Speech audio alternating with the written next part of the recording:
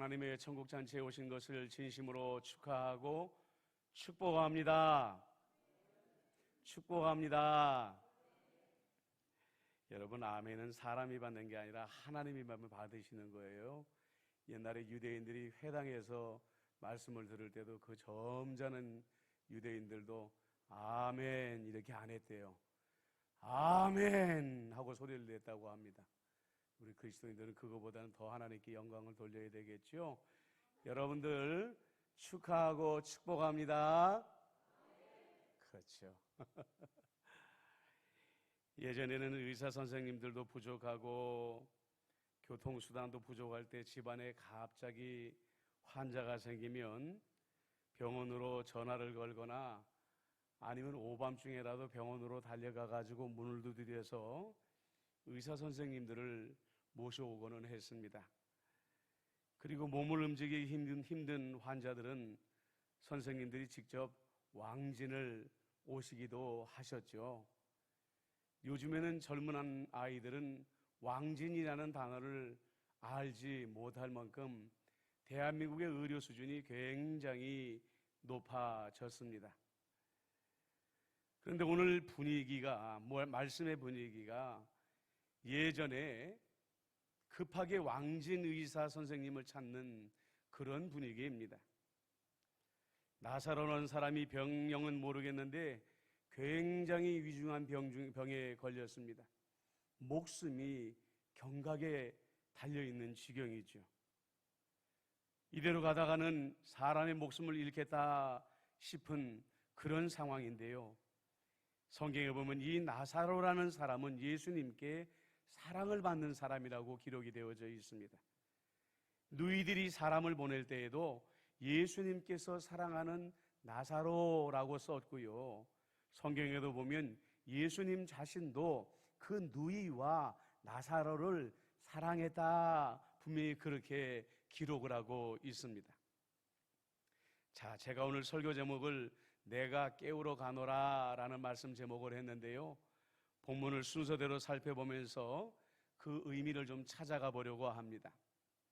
처음에 누이들이 사람을 보내서 예수님께 보낸 말을 먼저 살펴보려고 합니다. 주여 보시옵소서, 사랑하시는 자가 병들었나이다. 우리가 이 문장을 한글로 그저 살펴보면 자기들의 급한 마음을 우리 예수님께 전달하는 호소문이구나 하는 정도로만 받아들일 수가 있습니다. 그런데 학자들이 헬라어 원문으로 이 짧은 본문을 해석해 보니까 이것은 단순한 호소문의 형식이 아니라 기도문이다 이렇게 번역을 하더라는 거죠. 그러니까 이 나사로의 누이들은 주님을 향하여 기도문을 지금 보내고 있는 것입니다. 그러면 이렇게 생각해 볼 수 있지 않습니까? 이렇게 지금 예수님이 사랑하는 나사로가 목숨을 잃고 질병 가운데 죽어가고 있는데 예수님 지금 나사로의 처지가 이렇고요, 이런 상황에 있고요, 이런저런 이유로 인하여서 예수님이 지금 빨리 오시지 않으면 안 되겠습니다 라는 장황한 기도문을 보내는 것이 옳지 않을까, 우리는 그렇게 생각해 볼 수가 있습니다. 그런데 기도문이라고 하기에는 너무 짧은 거예요. 주여 보시옵소서, 사랑하시는 자가 병들었나이다 라고 말이죠. 그렇습니다, 여러분. 기도의 시간이 길어야 될 때가 있습니다. 우리 마음속에 원통한 일들이 너무너무 많이 쌓여 있을 때에, 우리 마음속에 애통한 일들이 너무너무 많이 쌓여 있을 때에 마치 딸들이 친정어머니에게 가가지고 눈물을 쏟으면서 이런 일 저런 일을 하소연하는 것처럼 하나님 앞에 내 마음 가운데 있는 모든 애통함을 쏟아넣으려고 할 때 우리에게 긴 시간의 기도가 필요할 수가 있습니다. 우리의 가정을 축복하고 우리의 배우자를 축복하고 우리의 자녀들을 축복할 때에 긴 기도의 제목을 나열할 때 우리가 하나님을 향하여 오랜 시간 기도를 드릴 필요도 있다는 것이죠. 그런데 하나님의 입장에서는 우리가 하나님께 기도드릴 때에 기도의 길이보다도 기도의 간절함을 먼저 보신다는 것입니다.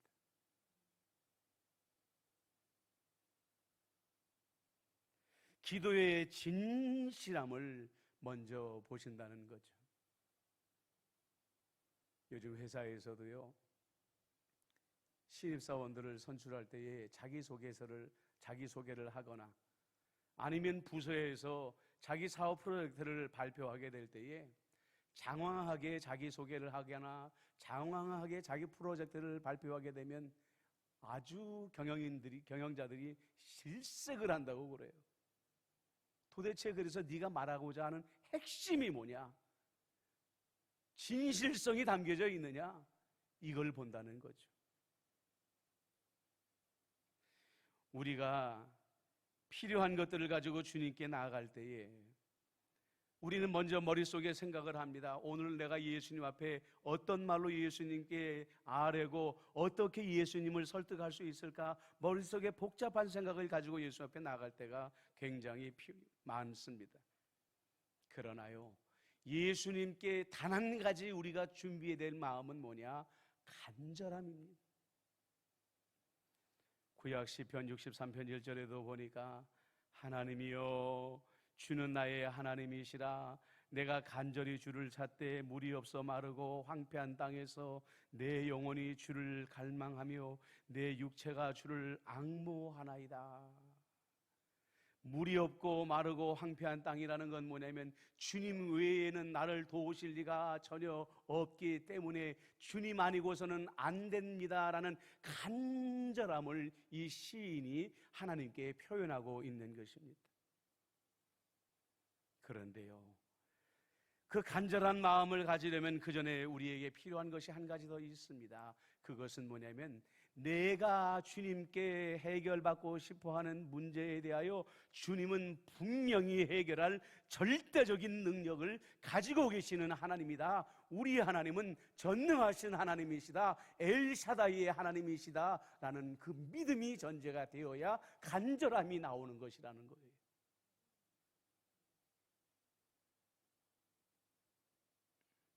나사로의 누이들이 주님 보시옵소서 사랑하는 이가 병들었습니다라는 간절함을 담아 이 짧은 기도를 주님께 호소할 때에도 만약에 그들에게 주님의 위대한 능력에 대한 믿음이 없었다고 한다면 이런 간절한 기도를 드릴 수가 없었을 것입니다.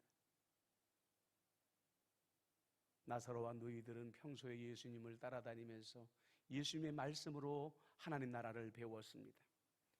그뿐만이 아닙니다. 예수님께서 죽어가는 사람들을 살리시고 많은 병자들을 일으키는 것을 그들의 눈으로 목격하였기 때문에 예수님의 그 위대하신 능력에 대해서는 일점의 의심도 갖지 아니하고 있었다는 것이죠. 우리도 역시 마찬가지입니다.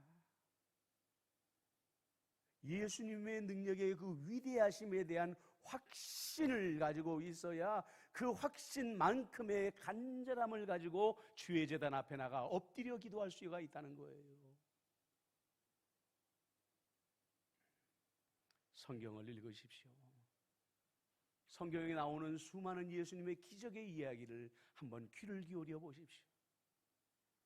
그리고 여러분들 기독교 방송에서 얼마나 많은 여러분들 간증자의 간증들이 쏟아져 나옵니까? 육체에서 그 질병에서 회복을 받은 사람들, 사형 선고를 받았으나 부활의 능력을 경험한 사람들, 사업이 완전히 파경에 이르렀으나 하나님의 은혜로 일어난 사람들의 간증들에 여러분들의 귀를 한번 기울여 보세요. 아, 하나님께서 지금도 이렇게 위대한 일을 이루시는구나 하는 것을 여러분들이 알게 될 때에 간절함이 찾아오게 되더라는 거예요. 어린아이들이요, 어렸을 때 자기 아버지들을 보면 슈퍼맨처럼 보인다고 하잖아요. 조그마한 장난감을 조립하는데도 자기들은 끙끙대고 하루 종일 해도 안 되는데 아버지가 와서 뚝딱 해치우는 걸 보면은 우리 아빠는 정말 슈퍼맨이구나, 작은 신뢰를 가지게 된다는 거예요.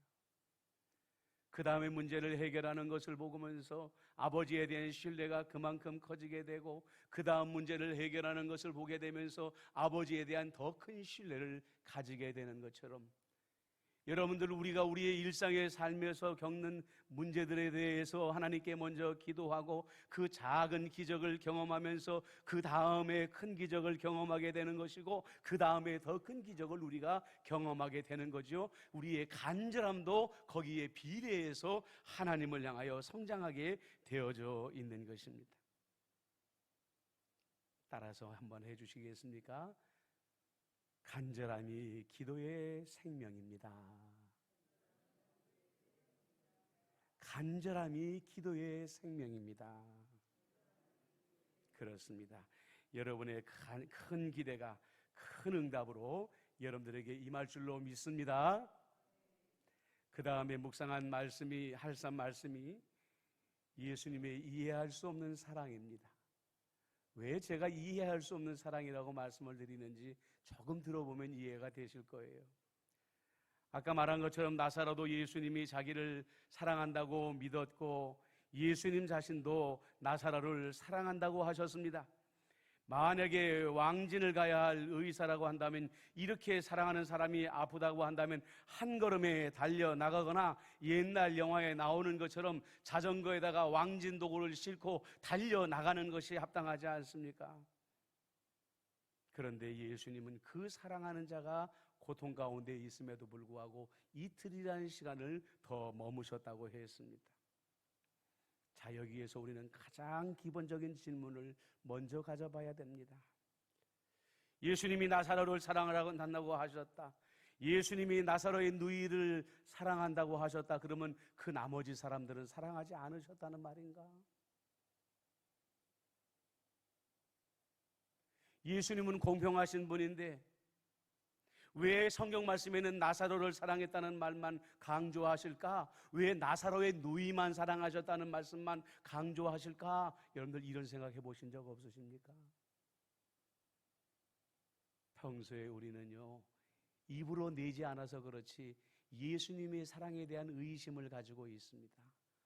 아, 정말 우리 예수님이 공평하신 분일까? 내 옆에 있는 사람이나 나나 우리 예수님은 정말 똑같이 사랑하시는 분일까? 그러면서 예수님의 사랑의 불공평을 우리는 어디서 찾냐면, 나와 가까운 사람의 일이 더 잘 풀리거나, 나와 가까운 사람의 자녀들의 문제가 더 잘 풀리게 되거나, 그들이 성공하게 되거나 높은 곳에 이르는 것을 보게 되면, 봐라, 예수님의 사랑에도 차별이 있는 게 아니야? 그럴 때 우리는 예수님의 사랑의 불공평을 경험할 때가 있다는 거예요. 그런데 성경을 읽어보면요, 예수님의 사랑의 불공평함이 분명히 나타나는데 우리가 생각하는 대로 나타나지 아니하고 도리어 거꾸로 나타나고 있다는 거예요. 무슨 말이냐? 예수님께서 다른 사람들보다 더 사랑을 했다라고 표현을 받는 사람들은 대부분 우리가 생각하는 것과는 반대되는 삶을 살았다, 고난의 삶을 살았다는 것을 우리가 알아야 된다는 거예요. 가까이 있는 예수님의 사도들을 보십시오. 다른 제자들보다 항상 가까이 두시고, 이 12사도들은 다른 사람들보다 더 아끼시고 사랑하는 것을 우리는 더 알고 있습니다. 하지만 이 사람들은 누구보다도 더 많은 고난을 당하였고, 사도 요한을 마지막으로 모든 사도들은 순교의 제단에 바쳐졌습니다. 구약에 등장하는 인물들을 보십시오. 하나님께 특별히 사랑을 받은 사람들 치고 고난과 관계가 없는 사람들이 어디에 있습니까? 믿음의 조상 아브라함도 100세가 될 때까지 자녀를 얻지 못하는 고난의 시간을 보낼 수밖에 없었습니다. 이스라엘의 지도자 모세도 40년 동안의 광야의 삶을 보냈습니다. 이스라엘의 가장 위대한 왕 다윗도 특별한 사랑을 받았지만 감당치 못할 고난을 받는 시간이 그에게는 존재했었다는 것이죠.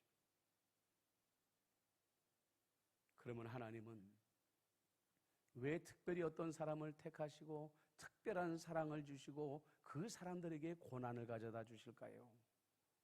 오늘 말씀하시잖아요. 이 병은 죽을 병이 아니라 하나님의 영광을 위함이요 하나님의 아들의 이로 말미암아 영광을 받게 하려 함이라. 이제 여러분, 하나님의 이해할 수 없는 사랑이 무슨 뜻인지 아시겠습니까? 누가복음 12장 48절에도 무릇 많이 받은 자에게는 많이 요구할 것이요 많이 맡은 자에게는 많이 달라 할 것이니라. 예수님께서는 더 사랑하시는 사람들은 하나님을 위해 특별한 일을 해야 될 사람들이었습니다. 누군가는 예수님의 능력을 나타내기 위하여 나사로 같은 고난을 받아야만 했고, 누군가는 훌륭한 왕이 되어 백성들을 다스리기 위하여 다윗처럼 고난의 훈련을 받아야만 했던 것입니다. 하나님께서 우리에게 남들과 같은 다른 사랑을 주셨다면 우리는 어떤 생각을 해야 될까요? 작든지 크든지 하나님의 영광을 나타내라는 하나님의 기대가 숨어 있다는 것을 알아야 되는 것입니다. 그리고 놀라운 것은 뭐냐면, 하나님의 또 다른 사랑의 뜻을 잘 감당하는 사람에게는 하나님께서 더 큰 사랑을 베풀어 주신다는 거예요. 자, 이제 이틀이 지났습니다. 드디어 예수님께서 제자들에게 나사로가 있는 유대로 가자 이렇게 말씀을 하셨습니다. 우리가 생각했을 땐 제자들이 아유, 이제서야 예수님이 가시려고 하시는구나 하고선 허겁지겁 따라붙을 줄 알았죠. 그런데 정반대입니다. 예수님 방금 전에도 사람들이 돌을 들어서 예수님을 죽이려고 했는데 그 유대인들이 많은 그 마을로, 유대의 마을로 가시려고 하십니까? 예수님을 붙잡더라는 거예요. 뭘 알 수 있느냐? 예수님이 나사로가 아프다는 것을 알았는데도 안 가신 것은 돌에 맞아 죽을까봐 무서워서 안 가신 것이구나. 제자들은 그렇게 오해하고 있었다는 거예요.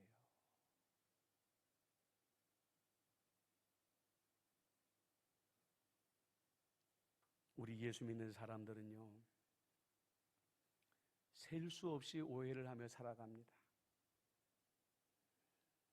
하나님의 마음을 읽을 줄도 모르고 제대로 하나님의 뜻도 알 수 없음에도 불구하고 즉각적인 내 생각과 즉각적인 내 판단을 하나님의 뜻으로 오해하고 내 마음대로 행동하고 내 마음대로 결정하고 내 마음대로 말할 때가 있다는 거예요. 여러분, 이것이 얼마나 위험한 일인지 아세요? 이것은 마치 자동차를 운전하면서 왼쪽 깜빡이는 켜놓고 운전대는 오른쪽으로 향하는 것과 마찬가지예요. 하나님의 뜻이 어디에 있는지 정확히 알지도 못한 채로 나 혼자 스스로 오해하고 하나님의 뜻이겠거니 하고 엉뚱한 방향으로 가게 되면 사고가 나는 것입니다. 요즘 수요기도회에 하나님의 음성을 듣는 법을 주제로 찰스 스탠리 목사님의 책을 교재로 나누고 있지 않습니까? 그 책에서도 찰스 스탠리 목사님이 우리 성도들에게 경고하며 경고하는 것은 무엇이냐면 섣불리 하나님의 음성을 들었다고 오판하지 말라는 것입니다. 오해하지 말라는 것이죠. 그 결과가 끔찍한 재앙이 될 수가 있기 때문입니다.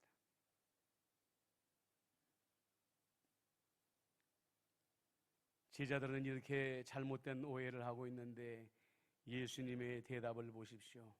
우리 친구 나사로가 잠들었다. 그러나 내가 깨우러 가노라. 우리의 친구 나사로가 잠들었다. 그러나 내가 깨우러 가노라. 너희들은 유대인들이 던지는 돌무더기를 내가 무서워하는 줄 알았느냐? 나는 그렇지 않다. 만약에 내가 나사로를 깨우는 길 가운데에 유대인들이 돌 들어 나를 치려 죽이려고 한다 하더라도 나는 내가 가야 할 길을 갈 것이다. 내가 사랑하는 자를 반드시 깨울 것이다. 예수님께서는 이렇게 말씀하고 있는 거죠.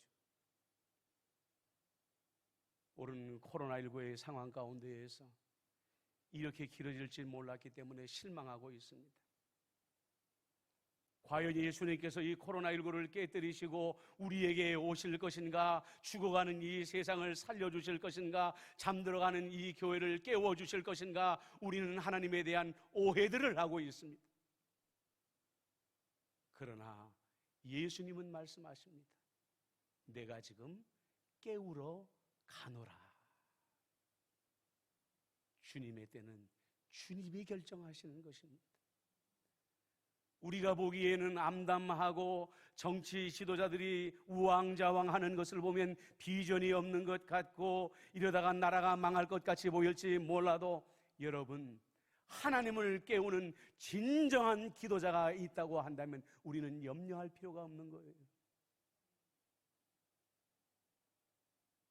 진심을 담아서 교회를 위하여, 나라를 위하여 기도하는 사람들이 있다고 한다면 우리 주님은 일으킬 수 있는 것이고, 주님은 반드시 대한민국을 깨우기 위해 오실 수 있다는 것을 믿으시기를 바랍니다.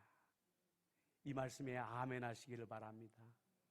아멘 하시기를 바랍니다. 아멘 하시기를 바랍니다. 그리스도인들이 절망의 얼굴을 하고 다니시면 안 돼요. 저를 따라서 해보십시오. 주님께서, 더 큰 목소리로 따라하십시오. 주님께서 깨우러 오십니다. 깨우러 오십니다. 이 믿음으로 승리하시는 여러분들 되시기를 축복합니다. 아멘. 기도하겠습니다. 좋으신 아버지 하나님, 주님은 우리를 깨우러 오십니다. 이 믿음을 가지고 코로나19를 이겨내는 우리 임마누엘의 성도들이 되게 하여 주옵시고, 주님 앞에 나아가게 될 때에 장황한 기도보다 간절함을 담은 기도, 우리 예수님의 위대한 능력을 신뢰하는 기도로 주 앞에 나감으로 말미암아 내 가정을 세우고 임마누엘 교회를 세우고 대한민국을 깨우는 임마누엘의 모든 성도들이 되게 하여 주옵소서. 예수님의 이름으로 기도드리옵나이다. 아멘.